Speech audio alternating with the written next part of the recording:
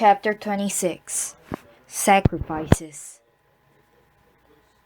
The weekend was unbelievably long. Phoebe arrived with her suitcase on Saturday morning. I said, "Golly, Phoebe, are you planning to spend a month here?" When I took her up to my room, she asked if she was going to be sharing the room with me. "Why, no, Phoebe," I said. "We built a whole new extension just for you." "You don't have to be sarcastic," she said. I was only teasing, Phoebe. "But there's only one bed. Good powers of observation, Phoebe." "I thought you might be sleeping downstairs on the couch. People usually try to make their guests comfortable." She looked around my room. "We're going to be a little crowded in here, aren't we?" I did not answer. I did not bash her over the head. I knew why she was acting this way. She sat down on my bed and bounced on it a couple times. "I guess I'll have to get used to your lumpy mattress, Sal. Mine is very firm. A firm mattress is much better for your back. That's why I have such good posture. The reason you slouch is probably because of this mattress." "Slouch?" I said. "Well, you do slouch, Sal. Look in the mirror sometime." She mashed on my mattress. "Don't you know anything about having guests? You're supposed to give your guests the best that you have. You're supposed to make some sacrifices, Sal." "That's what my mother always says. She says, 'In life you have to make some sacrifices.'" "I suppose your mother made a great sacrifice when she took off," I said. I couldn't help it. She was really getting on my nerves. "My mother didn't take off. Someone kidnapped her. She is undergoing tremendous sacrifice at this very moment in time." She started unpacking. Where shall I put my things?" When I opened up the closet, she said, "What a mess! Do you have some extra hangers? Am I supposed to leave my clothes jammed up in a suitcase all weekend? I guess a guest is supposed to have the best. It is only courtesy, Sal. My mother says—" I know. Sacrifice." 10 minutes later, Phoebe mentioned that she was getting a headache. "It might even be a migraine. My aunt's foot doctor used to get migraines, only they turned out not to be migraines at all. Do you know what they were?" "What?" I said. "A brain tumor." "Really?" I said. "Yes," Phoebe said. "In her brain." "Well, of course it would be in her brain, Phoebe. I figured that out when you said it was a brain tumor." I don't think that's a particularly sympathetic way to speak to someone with a migraine or potential brain tumor. In my book was a picture of a tree. I drew a round head with curly hair, put a rope around the neck, and attached it to the tree. It went on and on like that. I hated her that day. I didn't care how upset she was about her mother. I really hated her, and I wanted her to leave. I wondered if this was how my father felt when I threw all those temper tantrums. Maybe he hated me for a while. After dinner, we walked over to Mary Lou's. Mr. and Mrs. Finney were rolling around on the front lawn in a pile of leaves with Tommy and Dougie, and Ben was sitting on the porch. I sat down beside him while Phoebe went looking for Mary Lou. Ben said, "Phoebe's driving you crazy, isn't she?" "I liked the way he looked right in your eyes when he talked to you." "Extensively," I said. "I bet Phoebe's lonely." I don't know what came over me, but I almost reached up and touched his face. My heart was thumping so loudly that I thought he would be able to hear it. I went into the house. From the back window, I watched Mrs. Finney climb a ladder placed against the garage. On the roof, she took off her jacket and spread it out. A few minutes later, Mr. Finney came around the back of the house and climbed up the ladder. He took off his jacket and spread it out next to her.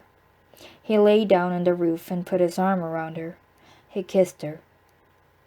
On the roof, in the wide open air, they lay there kissing each other.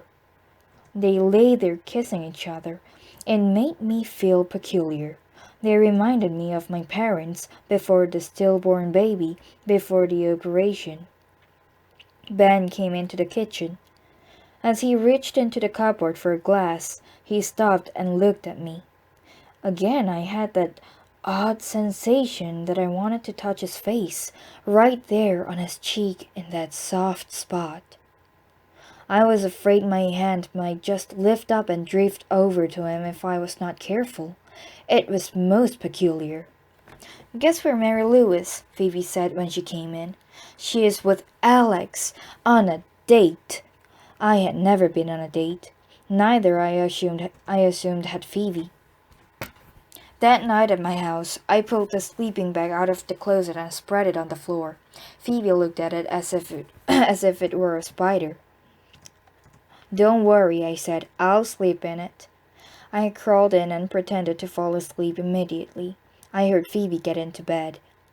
A little later, my father came into the room. Phoebe, he said, is something the matter? No, she said. I thought I heard someone crying. Are you okay? Yes, she said. Are you sure? Yes. I felt bad for Phoebe. I knew I should get up and try to be nice, but I remembered when I had felt like that, and I knew that sometimes you just wanted to be alone with the birds of sadness. Sometimes you had to cry by yourself. That night, I dreamed that I was sitting on the grass peering through a pair of binoculars. Far off in the distance, my mother was climbing up a ladder. She kept climbing and climbing. It was a thumpingly tall ladder. She couldn't see me, and she never came down. She just kept on going. Chapter 27. Pandora's Box. The next day, as I was helping Phoebe lug her suitcase home, I said, Phoebe, I know you've been upset lately. I have not been upset lately, she said. Sometimes, Phoebe, I like you a lot. Why, thank you. But sometimes, Phoebe, I feel like dumping your cholesterol-free body out the window. She did not have a chance to respond because we were at her house, and she was more interested in besieging her father with questions. Any news? Did Mom come back? Did she call? Sort of, he said. She phoned Mrs. Cadaver. Mrs. Cadaver? Whatever for? Why was she... Phoebe, calm down. I don't know why she had phoned Mrs. Cadaver. I haven't been able to speak to Mrs. Cadaver myself yet. She isn't home. She left a note here. He showed it to Phoebe. Norma called to say she is okay. Beneath Mrs. Cadaver's signature was a P.S. saying that Mrs. Cadaver would be away until Monday. I don't believe that Mom called Mrs. Cadaver. Mrs. Cadaver is making it up. Mrs. Cadaver probably killed her and chopped her up. I'm calling the police. They had a huge argument, but at last Phoebe fizzled out. Her father said he had been calling everyone he could think of to see if her mother had indicated where she might be going. He would continue calling tomorrow, he promised, and he would speak with Mrs. Cadaver. If he did not receive a letter or a direct phone call from her mother by Wednesday, he would call the police. Phoebe came out on the porch with me as I was leaving. She said, I've made a decision. I'm going to call the police. I might even go to the police station. I don't have to wait until Wednesday. I can go whenever I want. That night she phoned me. She was whispering again. It seems so quiet here. I don't know what is the matter with me. I was lying on my bed and I can't sleep. My bed's too hard. On Monday, Phoebe gave her oral report on Pandora. She began in quivering voice. For some reason, Ben already talked about my topic, Pandora, when he did his report on Prometheus. However, Ben made a few little mistakes about Pandora. Everyone turned around to stare at Ben. I did not, he said. Yes, you did. Phoebe's lip trembled. Pandora was not sent to men as a punishment, but as a reward. Was not, Ben said. Was too, Phoebe said. Zeus decided to give a man a present, since man seemed lonely down there on earth, with only the animals to keep him company. So Zeus made a sweet and beautiful woman, and then Zeus invited all the gods to dinner. It was a very civilized dinner with matching plates. Mary Lou and Ben exchanged an eyebrow message. Zeus asked the gods to give the woman presents to make her feel like a welcome guest. Phoebe glanced at me. They gave her wonderful things, a fancy shawl, a silver dress, beauty. Ben interrupted. I thought you said she was already beautiful. They gave her more beauty. Are you satisfied? Her lip was no longer trembling, but she was blushing. The gods also gave her the ability to sing, the power of persuasion, a gold crown, flowers, and many truly wonderful things such as that. Because of all these gifts, Zeus named her Pandora, which means the gift of all. Phoebe was getting into it. There were two other gifts that I have not mentioned yet. One of them was curiosity. That is why all women are curious, by the way, because it was a gift given to the very first woman. Ben said, I wish she had been given the gift of silence. Last, there was a beautiful box covered in gold and jewels, and, this is very important, she was forbidden to open the box. Ben said, then why did they give it to her? He was beginning to irritate Phoebe, you could tell. She said, that's what I'm telling you. It was a present. But why did they give her give her a present that she couldn't open? I do not know. It's just in the story.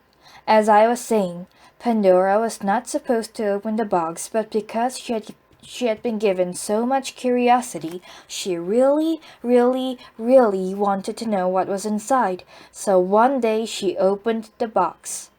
I knew it, Ben said.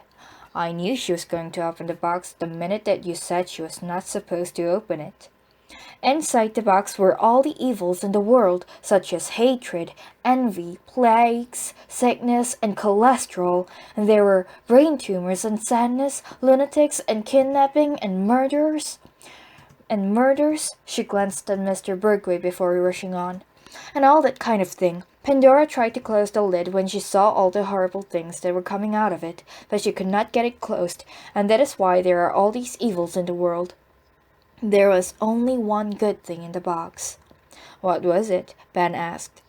As I was about to explain, the only good thing in the box was hope, and that is why, even though there are many evils in the world, there is still a little hope. She held up a picture of Pandora opening up the box, and a whole shebang of gremlins floating out. Pandora looked frightened. That night I kept thinking about Pandora's box. I wondered why someone would put a good thing such as hope in a box with sickness and kidnapping and murder. It was fortunate that it was there though. If not, people would have the birds of sadness nesting in their hair all the time because of nuclear war and the greenhouse effect and bombs and stabbings and lunatics. There must have been another box with all the good things in it, like sunshine and love and trees and all that. Who had the good fortune to open that one? And was there one bad thing down there in the bottom of the good box? Maybe it was worry. Even when everything seems fine and good, I worry that something will go wrong and change everything. My mother, and my father and I all seemed fine and happy at our house until the baby died.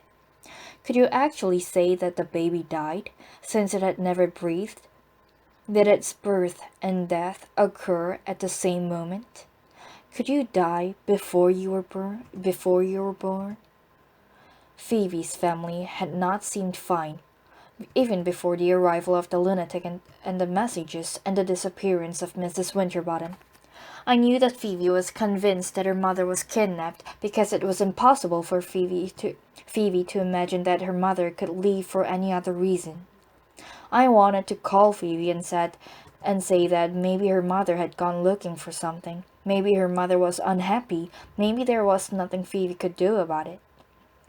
When I told this part to Gram and Gramps, Gramps said, "You mean it had nothing to do with Phoebe?" They looked at each other.